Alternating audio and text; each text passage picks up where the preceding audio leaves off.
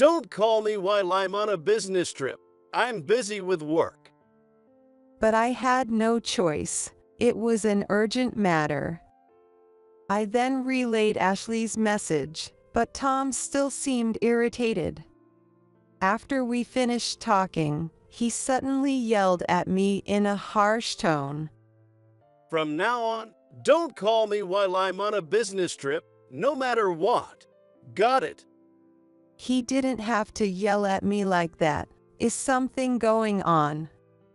Still, I couldn't understand why he was being so harsh just because I tried to reach him a few times. After thinking it over for a bit, I decided to just play along and said, "Fine, I won't call you no matter what happens."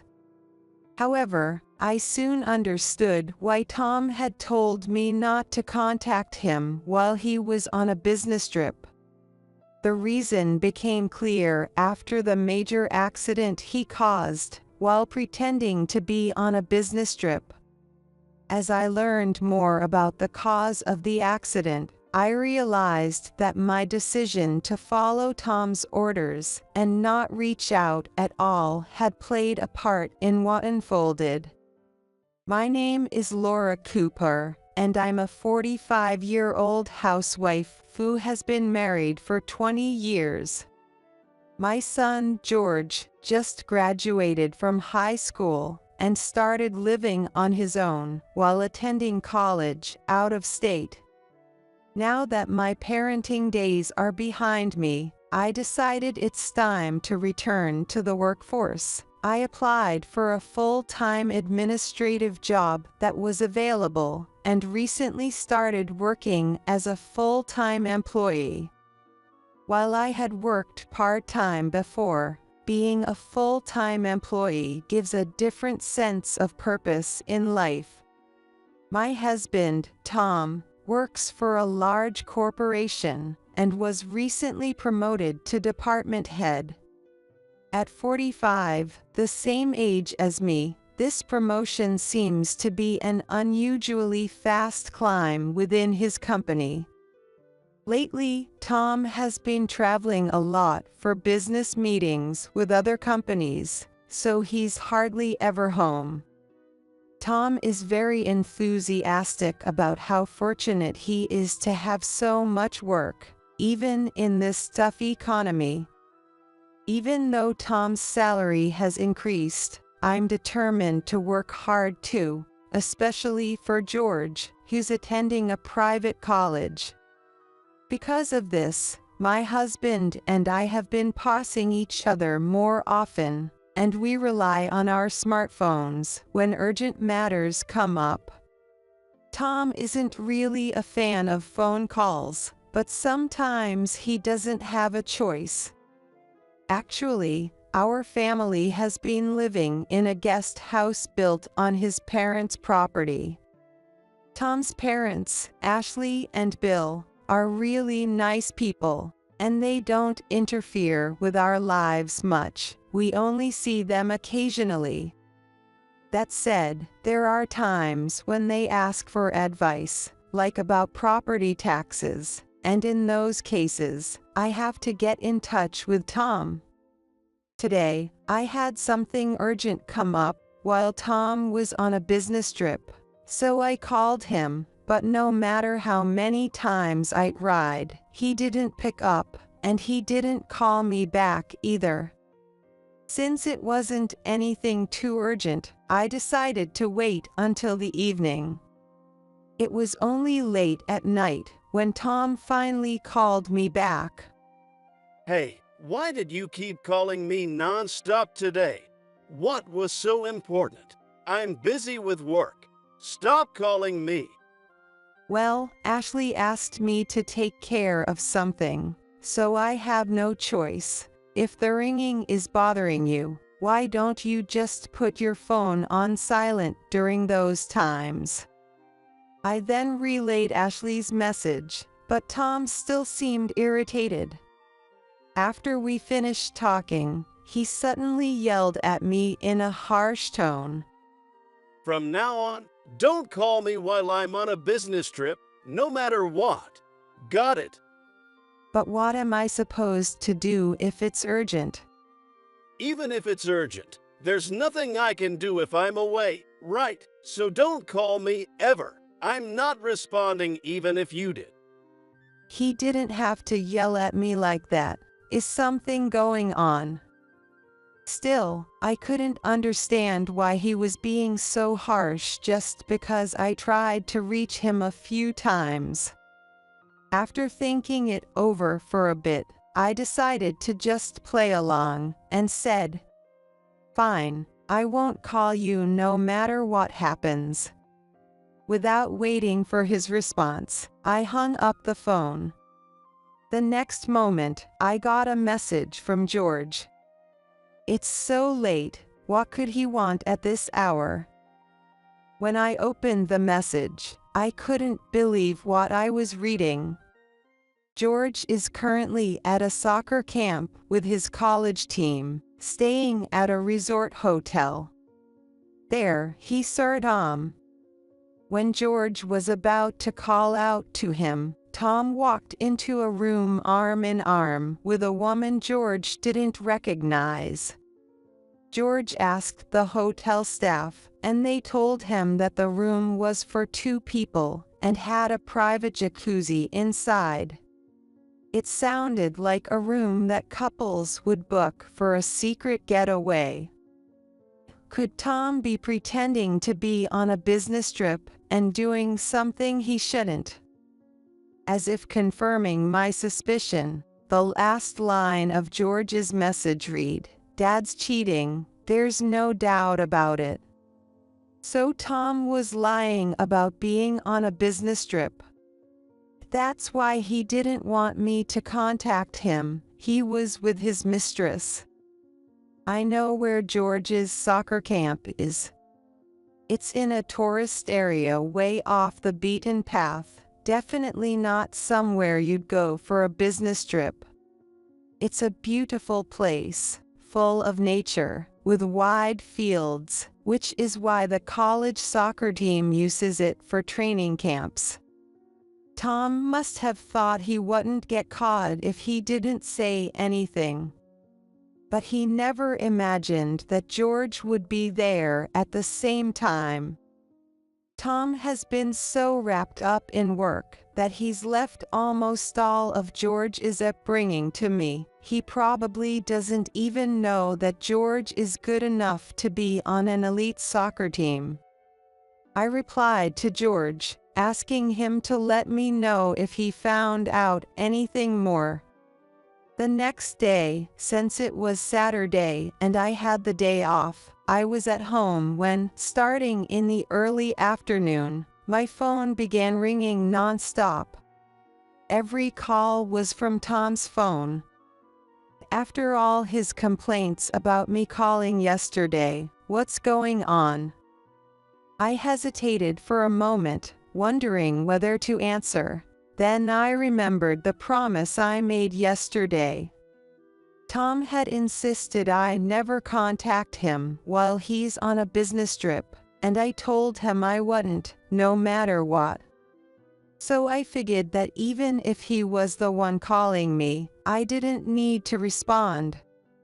Normally, it would be impossible to ignore dozens of calls like this, but if Tom is off on a romantic trip with his mistress while telling me not to contact him, there's no way I'm answering. But the phone kept ringing non-stop. Could he have gotten into some kind of trouble with his mistress? If that's the case, he wouldn't be calling me his wife. However, I started to worry a little, so I checked my phone screen. Then I noticed a single missed call from George, so I called him back right away. What he told me left me completely shocked once again. It was another unbelievable situation. Mom, something terrible happened. This morning, Dad drove off a 16-foot cliff and was taken away in an ambulance. What do you mean? Everything went black before my eyes. But I noticed that Tom's phone had been ringing constantly. George continued explaining, and what he told me was even more shocking than the accident itself. Luckily, he fell into a pond, so the impact wasn't too bad, and he seems to be okay. But there was someone else in the car with him. It was the woman he stayed with last night. In other words, Tom had an accident while driving with his mistress. I asked George how something like this could happen, especially since Tom is usually a good driver, and what he told me was unbelievable. Since there was no soccer practice that day, George had been out running around the hotel with his teammates that morning. That's when a man showed up, shouting a woman's name as he rushed into the hotel. George went to check on what was going on, and to his shock, the man was the husband of Tom's mistress. When the man found Tom and the woman, he went into a rage, screaming, "Give me back my wife." A panicked Tom grabbed the woman by the arm, pulled her outside, and quickly drove off. But as they were driving on the mountain road, still within view of the hotel, Tom couldn't handle the curve, and they plunged off the cliff into the pond below. The constant calls from Tom's phone could mean that he's conscious and trying to let me know he's been taken to the hospital, or maybe someone nearby is calling on his behalf. I asked George if he knew which hospital Tom had been taken to, but it seemed he didn't have that information. If George had told the hotel staff it was his father, they might have given him more details. But considering that the person in the car with his dad was Tom's mistress, it was probably hard for George to explain the situation. I told George that once the hospital identified him, they'd likely call us, and I hung up the phone. At some point, the calls from Tom's phone had stopped. I decided to just wait for the hospital to contact me. As I had expected, a call came in from the hospital later that evening. Just like George said, Tom was safe, and his life wasn't in any danger. I asked about the person who had been in the car with him, as there had been someone else involved in the accident. However, they refused to answer my questions. I kept pressing, but they insisted it was private information and couldn't be shared. It was likely that Tom had asked them not to tell his family about the other person. The hospital requested that I come the next day to take care of the admission paperwork and bring any essentials Tom might need. Even though there was a chance I'd run into the mistress, I had no choice but to go and handle the paperwork. So, I reluctantly agreed to go to the hospital the next day. But that night, I received another message from George, and it made my skin crawl. George had gone to visit a teammate who had been injured during practice and hospitalized 3 days ago, but by chance, Tom was in the room next door. George realized this because Tom's voice was so loud while he was on the phone that he couldn't help but overhear. Apparently, Tom was talking to his mistress, who was also hospitalized, and the conversation was so embarrassing that George said he was turning red just listening to it. Unable to bear it any longer, George quietly left the hospital, making sure Tom didn't notice he was there. Just hearing this story made me want to walk away from the whole situation. As I was thinking that, a message from Tom came through. Hey, why aren't you answering the phone? I got into a car accident while on a business trip and I'm in the hospital. You know that because the hospital contacted you, right? I was out in the countryside, so the hospital is far away. But make sure you bring everything I need for my stay tomorrow. What a one-sided message. Well, if I don't go handle the paperwork, it'll cause trouble for the hospital. Just as I was thinking it was getting late and I should go to bed, an unknown number called.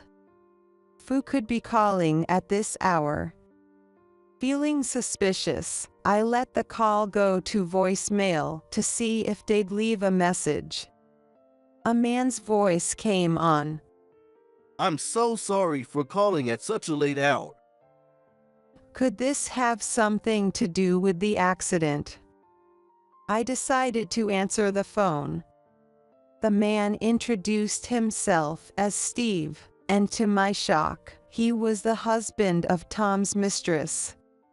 According to him, he had hired a private investigator to look into his wife, Emma, and her affair partner, Tom. The investigator had even uncovered our phone number. I'm truly sorry for the trouble my wife, Emma, has caused you, Laura. I don't even know how to begin apologizing. Even though he was a victim himself, Steve kept apologizing repeatedly. His polite manner made me feel a little embarrassed. No, we're both in a difficult situation, so please don't be sorry. After I said that, he seemed relieved and began explaining the details the investigator had uncovered. It turned out that Tom and Emma had met through social media. Although Emma was 42, she looked at least 10 years younger and used her beauty to attract attention from men. Meanwhile, Tom, who was a rising star in a major corporation, had been posting sharp-looking photos of himself and interacting with many female users. The two of them began to take notice of each other and eventually met in person. That was 3 years ago. Steve had discovered the affair a year ago, and since then, Emma had been going on more overnight business trips. Come to think of it, Tom's business trips had increased around that time as well. Steve, who loved his wife, had agonized over the situation. But no matter how much he thought about it, he couldn't figure out how to handle it on his own, so he hired a private investigator. And that's how this affair and their secret trip came to light. It turns out that the reason Steve was able to confront them at the hotel was because he had placed a GPS tracker on Emma's belongings to follow her. Both Emma and Tom were taken to the same hospital after the accident, but they were admitted to different floors. Thanks to the airbags, they only suffered minor scrapes on their upper bodies, but they both hit their legs hard and are now in casts. Because of that, they can't visit each other in person. So that's why Tom was talking to Emma over the phone. Steve had already gone to the hospital and requested to meet with Tom, but Tom refused, so the hospital denied his request. I just want to put an end to this somehow. But I can't even talk to Tom. What am I supposed to do? Steve sounded desperate, and I felt a bit lost about how to help him. Then I remembered George's message from earlier. Not knowing if it would work, I came up with an idea and shared it with Steve. That's a great idea. Steve said, sounding relieved. He thanked me and ended the call. If everything went well, This would give Tom a taste of his own medicine for lying to me. The next morning, I called George and asked him to help with the plan I had come up with. Later that day, just before noon, I received a message from Tom. Hey, why aren't you coming to the hospital? I didn't even buy any toiletries because I thought you'd bring them. I haven't brushed my teeth. And you need to come do the admission paperwork, too. The nurse has been asking if you're coming, and she's still waiting. I read the message, but didn't reply. Instead of responding to Tom's complaints, I sent him a certain video. Tom saw the video and immediately responded, clearly furious. What the hell is this video? Why are you sending me something like this? It was the audio recording George had helped me capture of Tom and Emma talking on the phone, which I had then turned into a video using a photo app. What I had asked George to do earlier was to get his teammate, who was in the room next to Tom's, to secretly record Tom's embarrassing phone conversation on his smartphone. That teammate, Jake, is the same age as George, and apparently, they're on good terms. So when George explained the situation, Jake gladly agreed to help. Jake recorded the video, sent it to George, and then George sent it to me. That's how I was able to send the video to Tom. Tom probably never imagined his affair would be exposed in such a way. I can picture his nervous, flustered expression right now. As I continued ignoring Tom's messages, a new, angrier one arrived. And now what? Might have just called me. He was furious, yelling, "Were you on some kind of affair trip? Laura, you ratted me out to him, didn't you?" Yes, I had sent the video to Bill's phone as well, along with a message explaining everything, from the affair trip to the accident. After seeing that, Bill must have immediately called Tom. Bill is a strict man who despises any behavior that strays from proper morals. If he knows Tom was cheating, he definitely won't let it slide. Just as I was thinking that, I heard a car horn outside the house. Bill was ready to rush to the hospital to confront Tom, and Ashley was sitting in the back seat. Come on, Laura, hop in. Let's go to the hospital together. I got into the front passenger seat and helped navigate as Bill drove us to the hospital.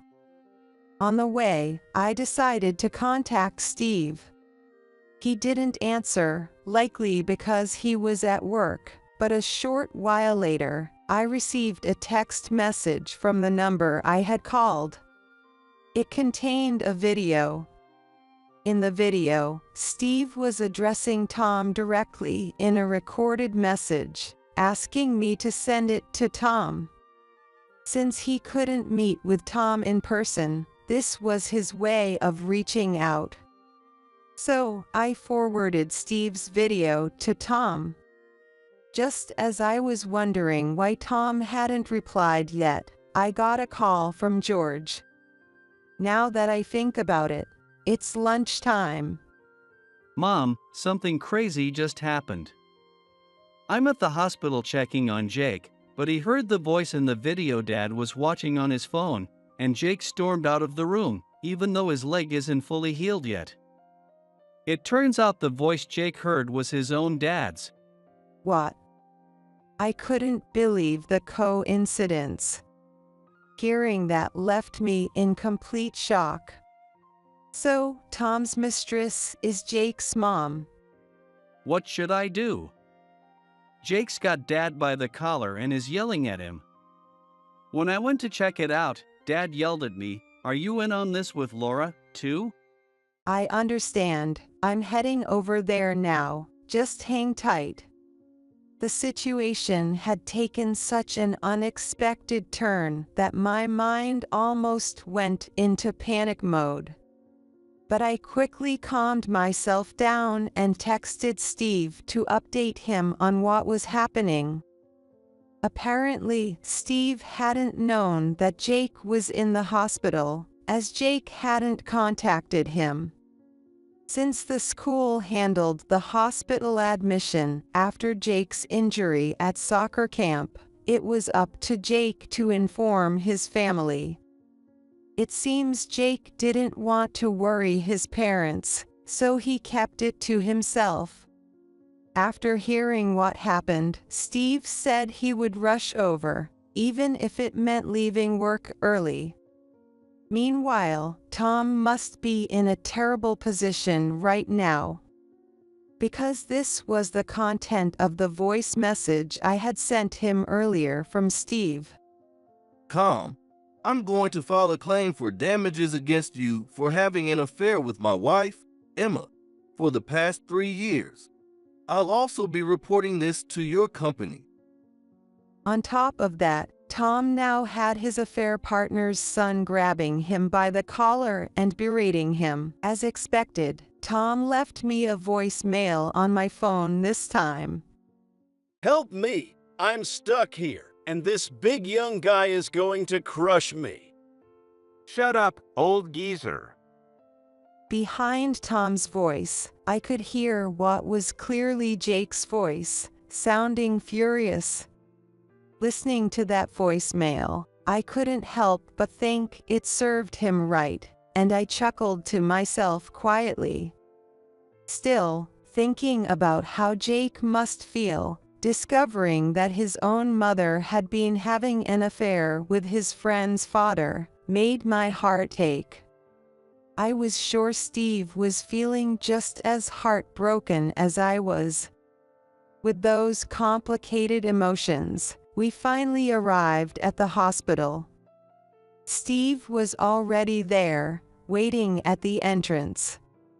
I'll head upstairs to see Emma first. You go on ahead.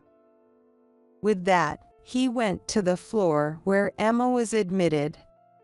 When Ashley, Bill, and I reached Tom's hospital room, there was already a crowd. Other patients had heard the commotion and gathered to see what was going on. Trying to push down my embarrassment, I entered the room. Tom was still pinned by Jake, who had him by the collar. When Tom saw me, he glared angrily. Why did you come so late? Now hurry up and get this guy off me. Shut up. I'm not moving until you apologize. Jake, his face contorted with rage, tightened his grip on Tom's collar. His leg was still wrapped in bandages. It must have taken everything he had to get to this room. I could only imagine the pain he felt, knowing his mother had been taken from him in such a way. Look, just calm down and listen to me. I knew Emma was married, but I didn't know she had a kid. Dad, this isn't the time for excuses. Just apologize already. If you don't, Jake's injury might get worse. That's right, Tom. Besides, even if she didn't have kids, that doesn't make it okay to be with a married woman.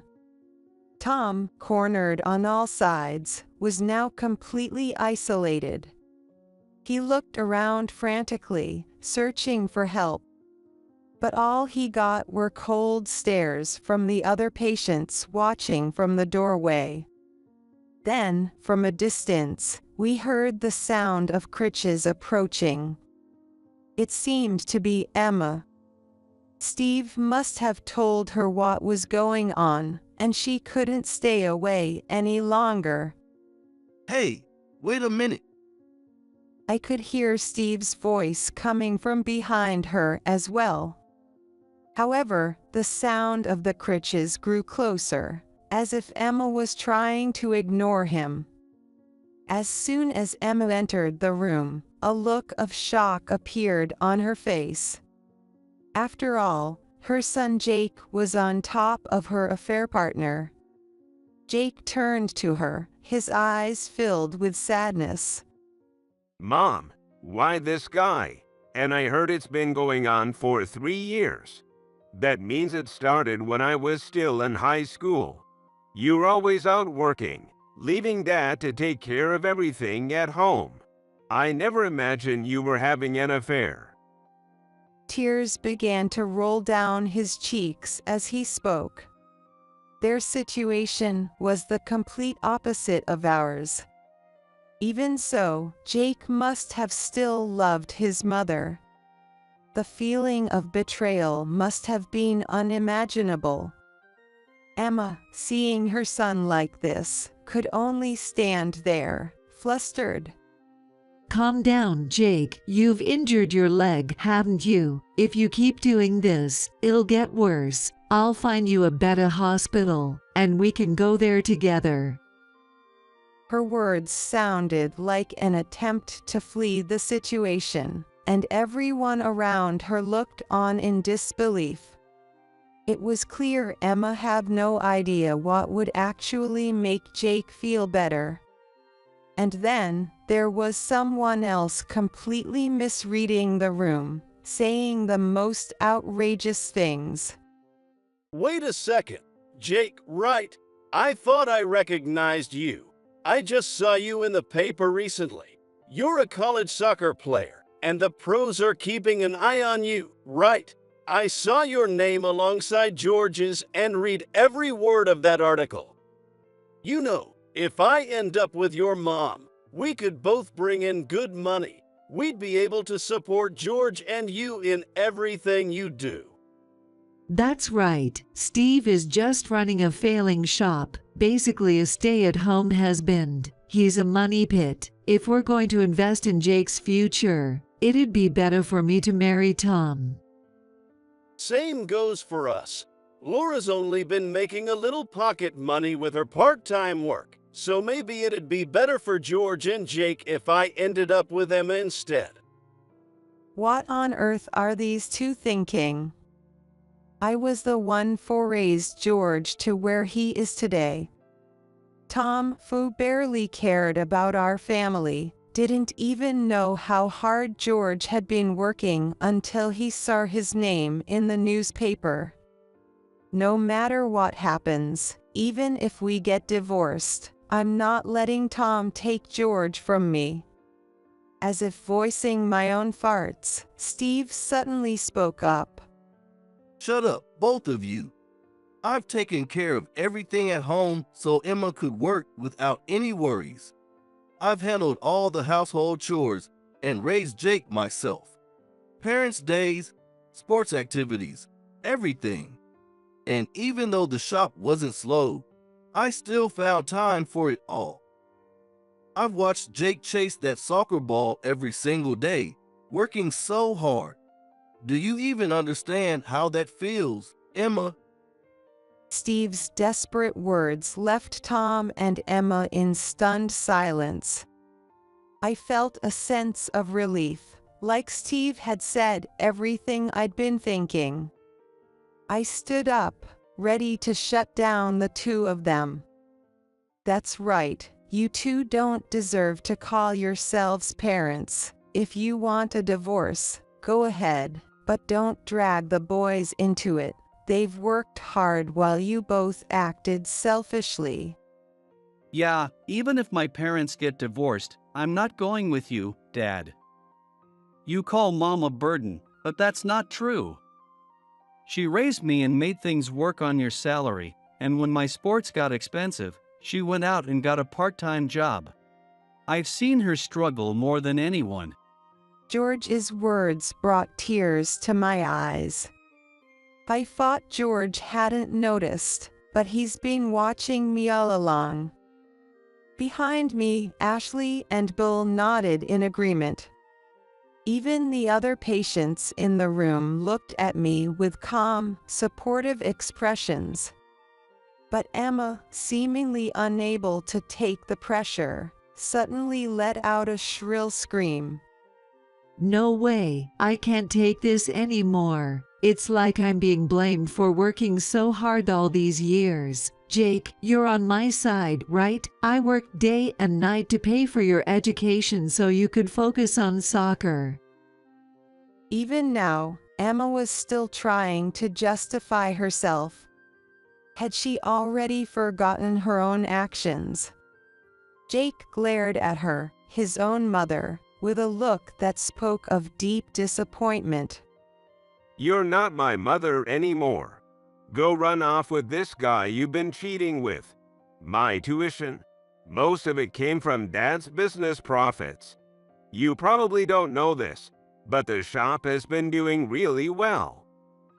So stop acting all high and mighty. You've just been wasting money on yourself. Damn you. Jake's words left Emma completely deflated. After 3 years of cheating, it was no surprise he accused her of spending money frivolously. With a look of resignation, Emma fell silent. At that moment, Bill, who had been quietly watching everything unfold, sighed and spoke up. Well, given the situation, it seems there's no other choice but for you all to separate. Tom, if you're getting a divorce, you need to leave our property. I can't allow someone who behaves so disgracefully to stay in this house. Tom's face went pale. What? Why? When people get divorced, the wife usually leaves. I'm supposed to inherit this place. If I leave, what happens to the family? I'll marry Emma and take over the house, so don't make me go. Tom pleaded with Bill, looking at him with desperation. But Bill had clearly fought ahead. The true heir to the family would be George. George, who was now attending a college far away, likely wouldn't return after graduation. However, the guest house would remain as a place where he could always return. The house would be put in George's name, and I, as his mother, would continue living in the guest house as I always have. Tom looked at Bill in disbelief, as if wanting to argue. The prestigious Cooper family had been around for generations. It was clear who was the most suitable to inherit it. Bill looked at Tom with an expression that said he hadn't raised his son to be like this. As a father, it's only natural to want your son to carry on the family name. But after Tom's shameful actions, he no longer had that right. For Bill, it must have been deeply disappointing. The faint glimmer of tears in his eyes reflected his feelings all too clearly. Sensing that the conversation on our side was over, Steve turned to Emma and said, We're getting divorced too. I'll take custody of Jake. I hate to say this, but you're not going to be able to stay at your current job, Emma. And it's not just you. Tom is going to be out of a job too. What? Here's why they won't be able to stay at their companies. The car accident caused by Tom was photographed by a witness, and the pictures spread on social media that very day. Tom and Emma, too absorbed in their affair, hadn't realized this.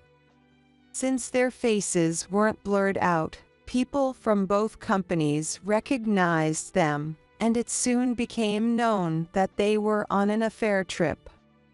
Especially Emma's co-workers, many of whom knew Steve, who ran a popular cafe in town, quickly realized that the man with her wasn't Steve. Similarly, some of Tom's co-workers had visited our home before and knew what I looked like. So, when they saw an unfamiliar woman with Tom at the tourist spot, they realized she was the mistress.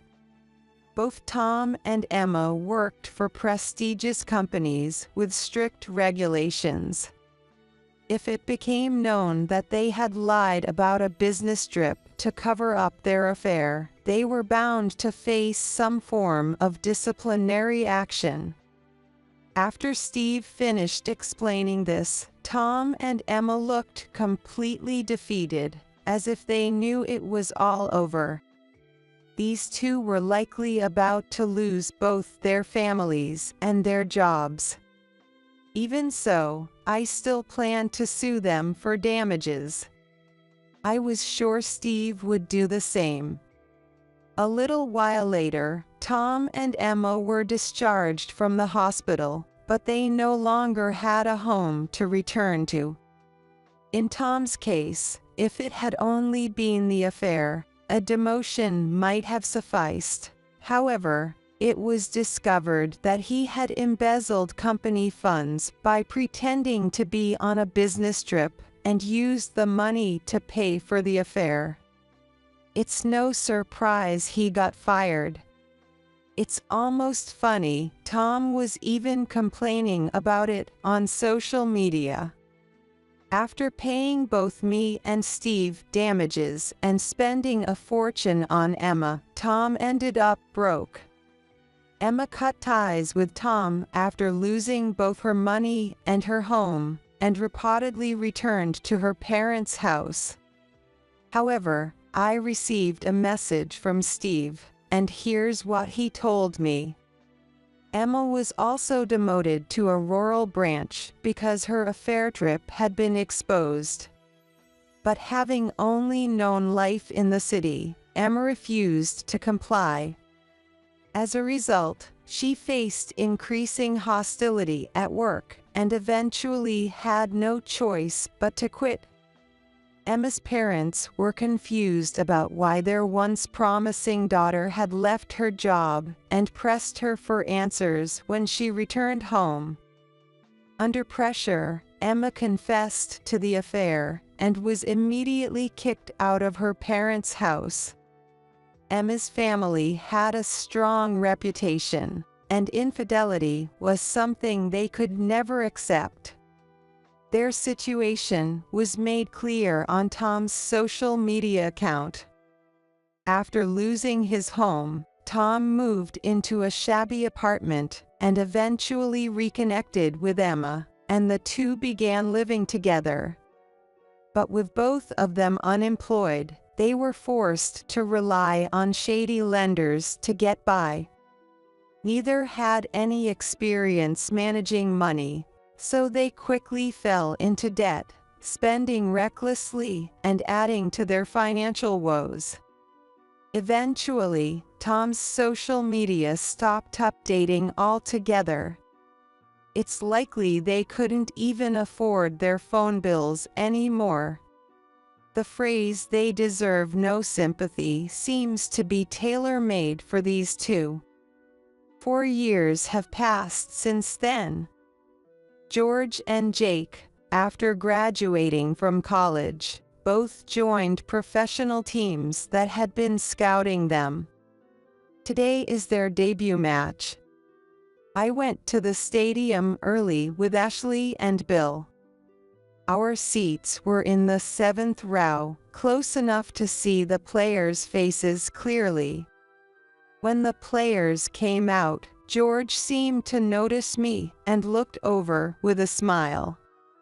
It was a moment of pure joy, something not everyone gets to experience, and it's hard to put into words how happy I felt. As the game started, I noticed Steve in the front row, watching the match intently. It was clear he had put his heart and soul into raising Jake. The two of them, expected to make an immediate impact, were given a chance to play midway through the game. George had grown into such an impressive young man.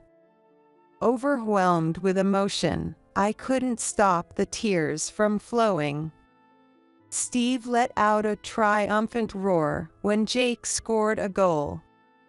This kind of emotional reward only comes from truly dedicating yourself to your children. I may not be the most perfect mother. However, every moment I've spent with George has been an irreplaceable treasure. And now, as I watch George standing on this grand stage, I feel an immense sense of pride as his parent. I believe that is what the true bond between parent and child is all about.